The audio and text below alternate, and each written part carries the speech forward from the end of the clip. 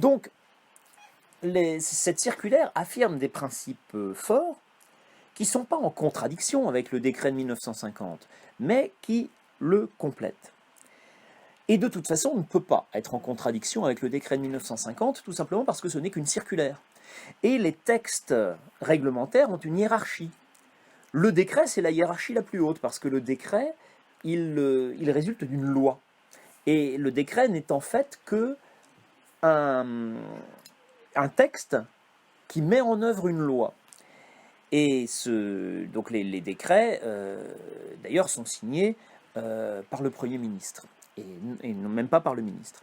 Alors que la circulaire, ici, est signée par le ministre, et peut-être même, d'ailleurs, qu'elle est signée uniquement par le directeur des enseignements scolaires. Enfin, faudrait vérifier, mais une circulaire n'a même pas forcément à être signée par le ministre. Une circulaire, en fait, c'est le texte le plus bas qu'il y ait dans les textes réglementaires. Donc une circulaire ne peut pas remettre en cause un décret. Pour remettre en cause un décret, il faut soit une loi, soit un décret. Bon. Alors, cette circulaire, donc elle ne remet pas en cause le décret de 1997. Alors, qu'est-ce qu'on a fait? Eh bien, en 2014, on a adopté un nouveau décret en application de la loi d'orientation de 2005. Donc, loi d'orientation sur l'éducation nationale, j'y reviens pas. On a adopté un décret en 2014, en fait 2 décrets, hein, et ces décrets redéfinissent le métier enseignant, et lui, il remplace, pour de bon cette fois-ci, le décret de 1950. Alors, il est plus court, mais au fond, il reprend, je ne vais pas dire mot pour mot puisqu'il est beaucoup plus court, mais en fait, il reprend en substance, il reprend le contenu de la circulaire de 97, quand il dit « Les enseignants participent aux actions d'éducation, principalement en assurant un service d'enseignement ». Donc on tient bien à rappeler que certes le service d'enseignement est principal, il est au centre de leur activité, mais il n'y a pas que ça. Ils sont aussi responsables d'autre chose. D'ailleurs, ils assurent le suivi individuel et l'évaluation des élèves. Ils contribuent à les conseiller dans le choix de leur projet d'orientation. Voilà. Et on dit plus bas, ces décrets reconnaissent l'ensemble des missions des enseignants. Il n'y en a pas qu'une mission. La mission d'enseignement, bien sûr, qui continue à s'accomplir dans le cadre des maxima hebdomadaires de service annuel, ainsi que l'ensemble des missions qui y sont liées. Bon, là, je ne reprends pas la liste, mais vous avez un extrait plus long dans le Polycope, hein, donc je vous y renvoie. C'est-à-dire que le décret de 2014, lui, reprend les principes de la circulaire de 1997. Alors, est-ce que c'est la preuve que le statut évolue? Ben oui, puisque c'est un texte réglementaire. Et en même temps, on pourrait dire non. Alors, pourquoi est-ce qu'on peut dire non? Je pense que oui, bon, on l'a vu, c'est clair. Moi, je voudrais défendre l'idée qu'en fait, le statut n'évolue pas réellement. Parce qu'au fond, la seule chose qui est codifiée et qui est quantifiée dans ce décret, ce sont les maxima hebdomadaires de service tels qu'ils sont présentés ici, hein, l'avant-dernière ligne, les maxima hebdomadaires de service, et on précise que ce sont les mêmes, hein, ils restent ceux donc fixés par le décret de 1950, ils ne changent pas. Donc, ça, c'est clair. Le reste, eh bien, ce sont des grands principes. Oui, les enseignants, ils font ceci, ils font cela, mais alors dans quelle limite? Jusqu'où? Et puis d'ailleurs, est-ce qu'on peut vraiment le quantifier d'un établissement à l'autre? Ça peut varier.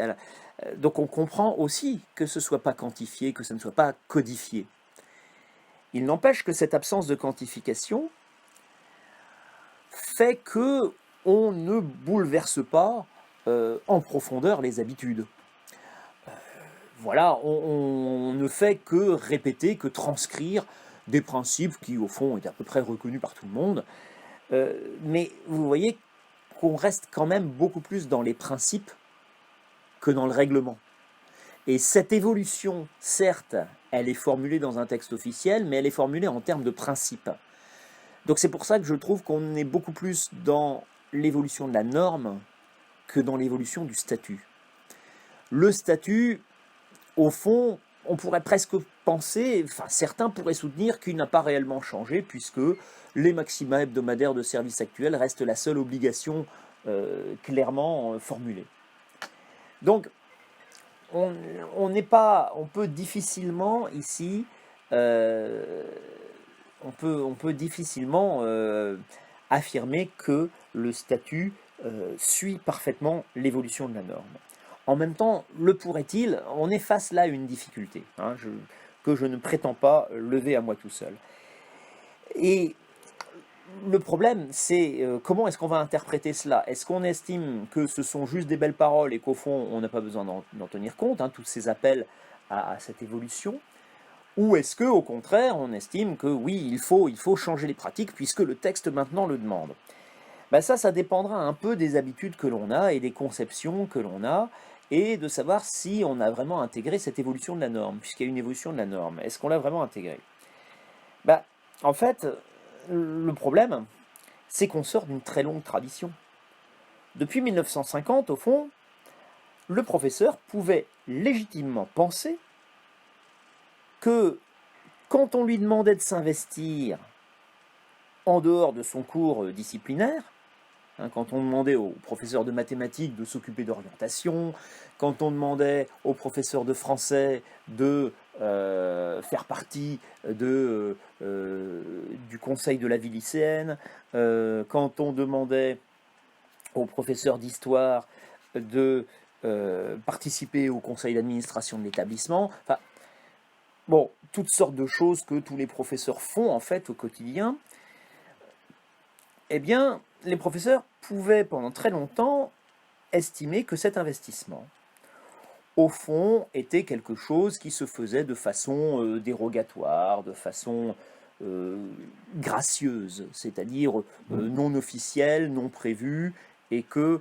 le faisaient au nom de leur bonne volonté, mais qu'au fond, ça ne faisait pas partie de leurs obligations.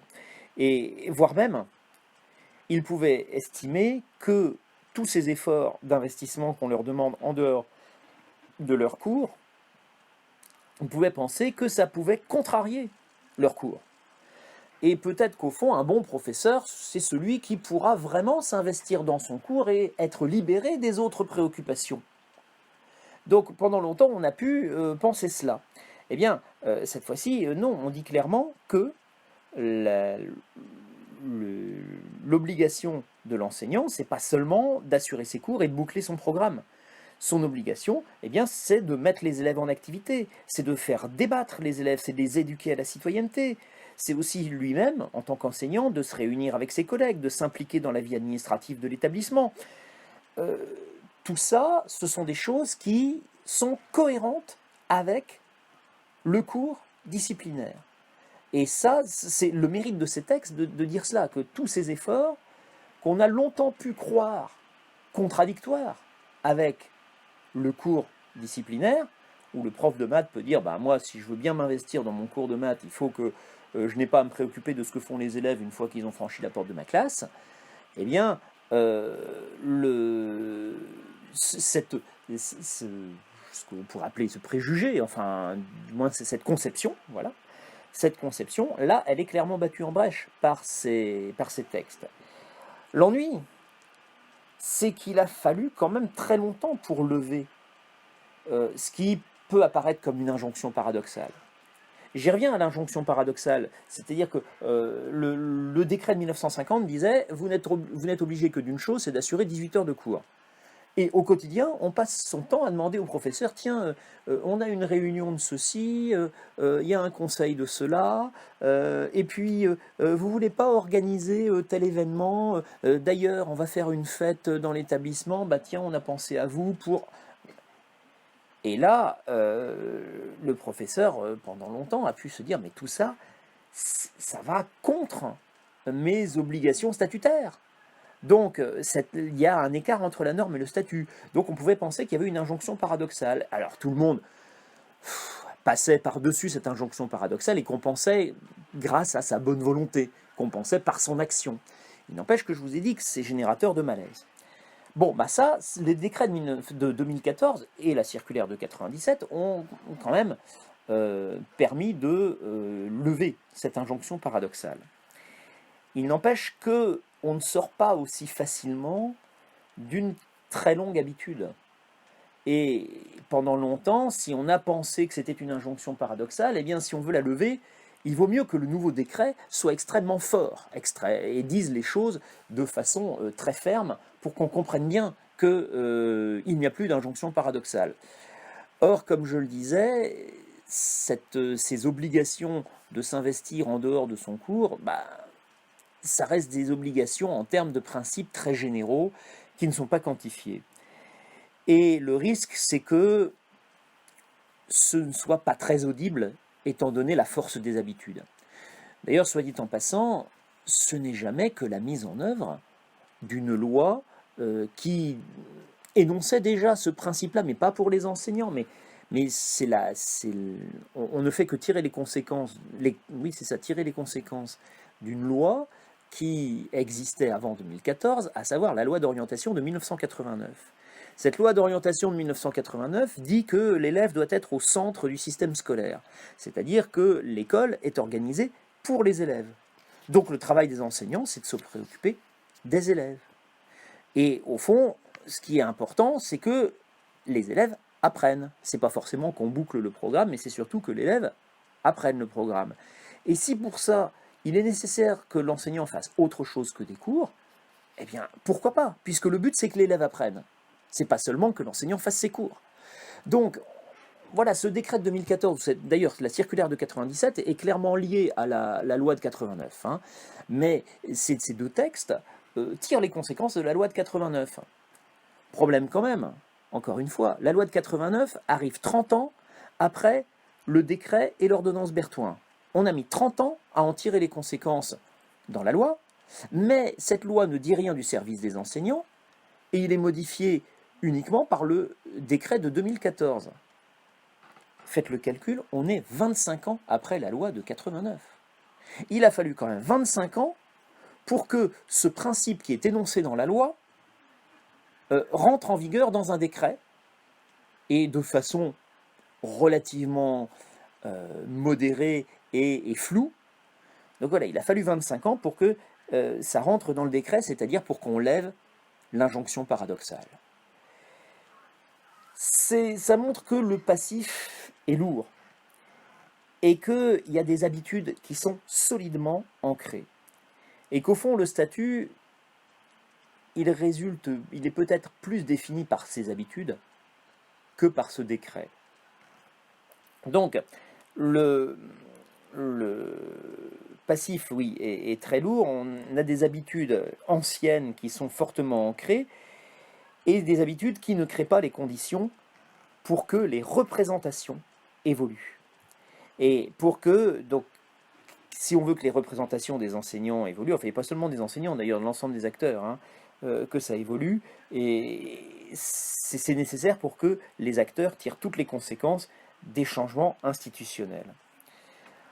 En fait, la norme évolue, mais il y a assez peu de chances qu'on s'approprie cette évolution de la norme pour que ça passe vraiment dans l'action.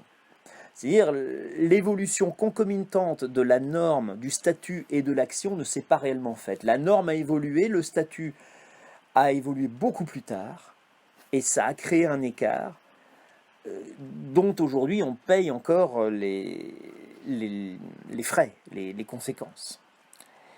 Alors, si on veut qu'on s'approprie vraiment cette nouvelle norme, et que ça prenne vraiment valeur de statut dans les têtes, qu'on l'aperçoive vraiment non pas comme des beaux discours, mais comme une obligation réglementaire, puisque c'est dans les textes.